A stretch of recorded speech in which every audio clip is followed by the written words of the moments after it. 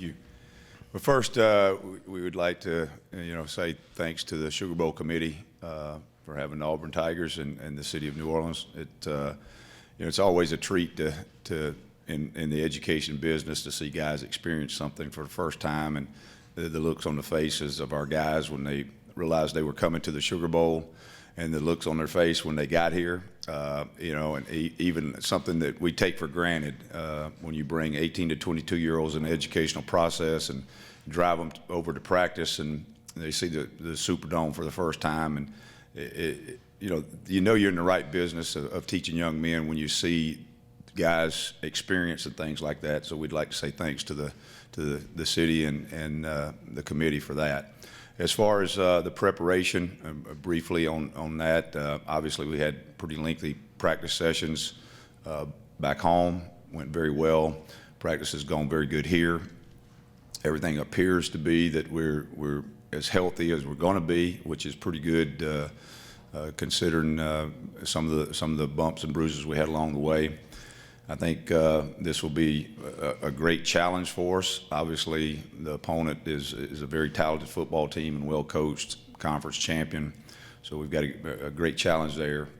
The thing that I think is probably the biggest thing for our guys is that we just have to carry the process that we had in the season into the game, and then we'll go from there.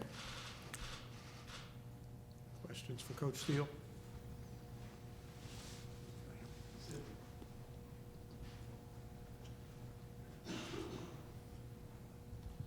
Mark Murphy from Inside the Auburn Tigers. Could you talk about Oklahoma's big playability and the type of concern that is for your defense? Well, I mean, anytime you play, you coach defensive football in college football or NFL football, it's got to worse than high school football. I mean, every game you watch now, the top gets knocked off the coverage frequently in games. That's just the design of an offense now with the hurry up, spread. Explosive plays are key to that. It's not something new. We see it in practice. We see it in teams we play in the SEC. But obviously, when you turn the film on with Oklahoma, with the quarterback and the receivers that they have, they certainly do well at knocking the top off of coverages, and so it's going to be a big challenge. But again, it goes back to the style of play that we're used to and what we're trying to prevent and what they're trying to make happen. So it's not anything that we hadn't seen. We see it every game. It's just sometimes that the guys that you're trying to prevent from doing it have some special talents, and I think that's the case this week. Kevin, very traveled with the Oklahoma. Before you became an SEC staple, you spent some time in our part of the country. What do you remember about Stillwater and Waco? Well, you forgot Lincoln, Nebraska. The longest tenure was, at that point in time, it confused me now. I've been doing this long enough that I remember when Nebraska was in the Big 12 and the Big 8. In fact, I think the total is 10 years in what is some Big 12, Big 8 years. It was a great time, great football, and I've been to Norman. I've been there as 3 different schools. So I experienced Norman, Oklahoma, and the type program it is and what it's like to play there. And obviously, in terms of just the Big 12, probably the biggest difference for me is I remember Big 12 being a whole lot colder on Saturdays than the Southeastern Conference is, because you go to Ames, Iowa, and Lincoln, Nebraska, and Boulder, Colorado, and even Stillwater, Oklahoma. I coached in the Ice Bowl, I guess that's what they call it, in '84 or '85. Some of the people covering this room right now was not born then, but I was actually there. Philip Marshall, Auburn 247 Sports. Kevin, Carl Lawson, after going through a lot of adversity his first few years at Auburn, being hurt twice, gets through the year.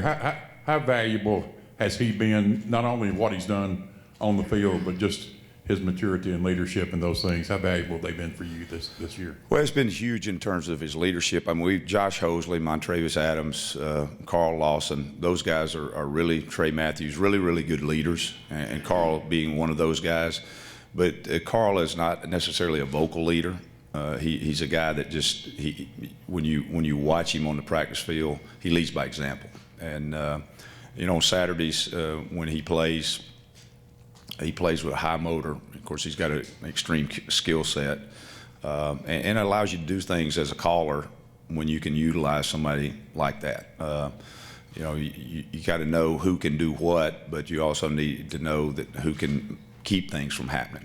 And Carl has the ability to help other people on the field because of what he can do. Kevin's Jay Tate from AuburnSports.com. Tell me what you're going to miss most about having Crime Dog here, just kind of what he brought this year.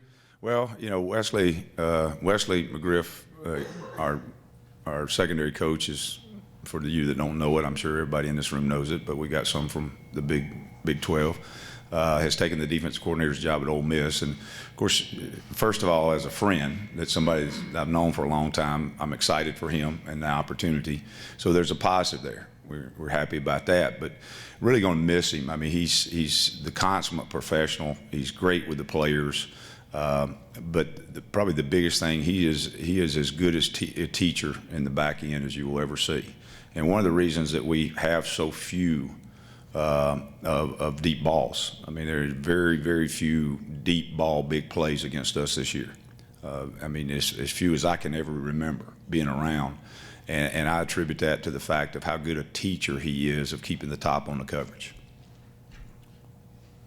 Hey, Kevin. Carl Prather, WFF TV in Huntsville.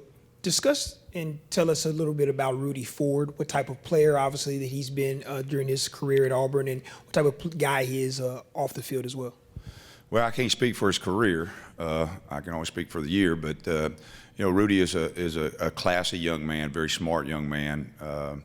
And he's a guy that has a good spirit about him, but probably the biggest thing is Rudy is real fast, real fast, and he can because of the change of direction and speed burst that he has, it gives him the ability to do things that's hard and rare to do. Yeah, Kevin, talk about your New Orleans practices with the young guys, how those went, and Right. Did you get a lot done? Well, I wouldn't say we got a lot done because it was, it sounds like it was long practices. It was just periods of practices. But we practiced the young guys at the end and tried to get reps for guys that, Marlon Character, Nick Coe, and guys like that have redshirted, and give them some competitive reps. So it's almost utilized like a mini second spring practice, if you will. And that's one of the great values of the bowl system that people don't realize is that we're not like the NFL where we can take 6 months off. We had to develop players, and in developing players, you have to have them on the practice field to do that. And so spring practice is not what it used to be. It seemed like when I was playing, it lasted forever, and now it's very limited in terms of the contact, the number of days you have. So the developmental player, to develop a player is a little bit more difficult. And the bowl time, the teams that get to go to the bowl teams have a distinct advantage in that regard. Myron Patton, Fox 25 to you, Oklahoma City. Oklahoma obviously has a quarterback receiver combination, Heisman, finalists obviously are pretty good, but they've also got two running backs that are really good as well. Which do you want to take out first or control first? Well, you can't approach it like that. When you got that much talent across the board, you take one out, and then most swords have two sides, and they can both cut you. And so you got to be real careful of saying, well, we just take something out. They've got 11 guys, we've got 11 guys. We got to get lined up properly. We got to communicate properly. We got to have the right matchups on the right guys and be in the right gaps. We got to set the edges in the run game, tackle well with great pursuit, and keep the top on the coverage. Now, that was a pretty good dissertation. If we get all that done, we'll be okay. But they're talented, and they're going to work to try to make those things not happen. So, but you can't just say we're going to load up and they're not going to run the ball. Well, then they'll throw for 450. If you say, well, we're going to take away the throwing game and they're not going to beat us deep, we're going to have so many people deep they can't beat us deep, then the running backs will have 250 apiece. So you got to be able to do both, and that's just defensive football. I mean, it is what it is. And so, having said that, when you watch their games, they've had in the games they've played, the 12 games they played, they've only scored under 34 points twice. And in those games, there's a whole bunch of yardage, and that yardage is coming in the throwing game and in the running game. In every one of those games, it's not lopsided in one game and non-existent in another. It's there. It shows up. So we're going to have to be able to do both. But that's defensive football in the Power 5 conferences now. Chris Dabe with NOLA.com. Before you came to Auburn, you spent a year at LSU. I was curious what you thought about Ed Orgeron becoming the head coach after spending a year with him, and then also kind of what you took away from your experience at LSU. Well, LSU is a wonderful place to coach football. The players there are magnificent people. They work hard. Football, it means a great deal to them. They've got great fans. It's a great place to work. It really is. And so it was a great year there. In terms of Ed, Ed and I worked together that year. It was unfortunate, and I think Ed would tell you this, the circumstances in which it came about and how it came about, but it did. And he's a guy that's got a lot of energy. He's a great leader, and he's an LSU type guy. So I was very excited for him, and I think he'll do a great job. Again, on the flip side of that, like I said, Ed would tell you the same thing. It was sad in the way it happened because we both worked for less. And Coach Miles was a really, really good person, a good man, and won a lot of games there. Time for one more question right here. James Creppy with AL.com. Kevin, can you speak to the status of the search? It sounds like there's been an indication as to who the new defensive backs coach will be. And secondly, can you speak to just the challenge that the DBs are going to have with whoever the new coach is as a fifth position coach in 4 years at that position? Well, let's start with the second part of that. I know that's good reading and material, fifth, but remember, you're talking to the same group that, people graduate and transfer now like free agency in college football, and pro guys, they sign 1-year contracts and be with one team. I've got a guy I coached in college that's in the NFL. He's with the third team by choice, contractually by choice, in the last 3 years. So we're a little different. This is not 1970 where every SEC head coach had been there 15 years. There's a lot of change in things now. Players change, coaches change. I think just as an American society, we're pretty good at change. And so I think that's way overrated. I think it's, it really doesn't mean a whole lot. If the guy coaching you is a good person, a good teacher, and knows what he's doing, the players will adapt. And so that's no concern at all.